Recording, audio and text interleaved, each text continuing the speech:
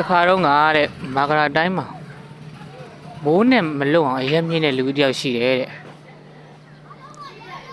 သူကမိုးနဲ့မလုံအောင်အရက်မြင့်တဲ့အတွက်ခါကုန်းပြီးရှောက်ရတဲ့အတွက်ကြောင့်သူ့ကိုခါကုန်းလို့ခေါ်ကြတယ်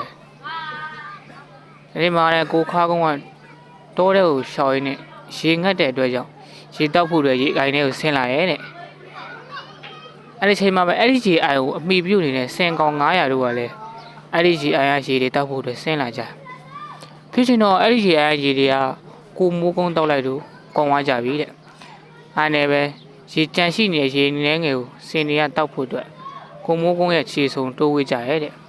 အဲ့ဒီချိန်မှာအဲ့စင်ကောင်တွေကိုကိုမိုးကုန်းကမြင်တဲ့အတွက်သူ့ရဲ့အိမ်လေးသူတတ်ထားမအိမ်မြဲအတွက်စင်6ကောင်ပေါ်ဝါနဲ့ထုတ်ပြီးယူလာခဲ့တယ်တဲ့ကိုမိုးကုန်းအိမ်မြဲရောက်တဲ့အခါမှာသူဝိမကအိမ်နေတဲ့အတွက်စင်တွေထုတ်ထားတဲ့ပေါ်ဝါတို့ကို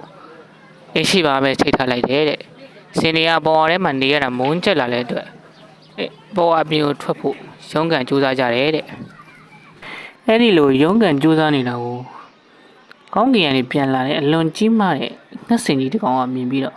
အစာထင်ပြီးတော့တုတ်ချီသွားတယ်တဲ့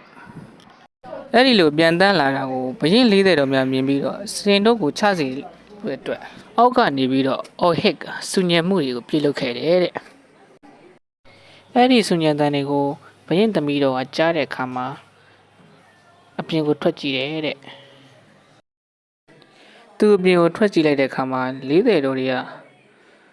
ငှက်စင်ကြီးကိုအောက်ကနေလေးနေတဲ့ပြစ်နေတာကိုတွေ့ရတယ်တဲ့အဲဒီကြောင့်သူကငှက်စင်ကြီးကိုပေါ်မော့ကြည့်လိုက်တဲ့အခါမှာငှက်စင်ကြီးတွေ့သွားတယ်တဲ့40တော်တွေကငှက်စင်ကြီးကိုပြစ်တဲ့အခါမှာငှက်စင်ကြီးရဲ့နှုတ်သီးကိုထိမှန်ပြီးတော့ငှက်စင်ကြီးခြိထားတဲ့အစင်ကောင်တော့ကပြုတ်ကျပြီးတော့ကောင်းကင်ကိုဆူဆူရဲကြည့်နေတဲ့မင်းသမီးရဲ့ဘယ်ဘက်မျက်လုံးနဲ့ဝင်သွားတယ်တဲ့အဲ့ဒါနဲ့မင်းသမီးကသူ့ထိန်းတော်ကိုခေါ်ပြီးတော့သူ့မျက်လုံးထဲဝင်နေတဲ့စင်တုပ်ကိုထုတ်ခိုင်းတယ်တဲ့စင်တုပ်ကိုထုတ်ပြီးတဲ့နောက်မှာပဝါတုပ်ကနန်းတော်ကထွက်သွားပြီးတဲ့နောက်ကိုမိုးကုန်းရဲ့မယားမအိမ်မြဲရဲ့နှာခေါင်းထဲကိုဝင်သွားတယ်တဲ့ပုံမင်းလေးကဒီမှာပဲပြီးဆုံးသွားပါတယ်ကဲဒီပုံမင်းရဲ့ဗီဒီလေးကိုကျွန်တော်အဖြေရှာကြည့်အောင်ကိုမိုးကုန်းရဲ့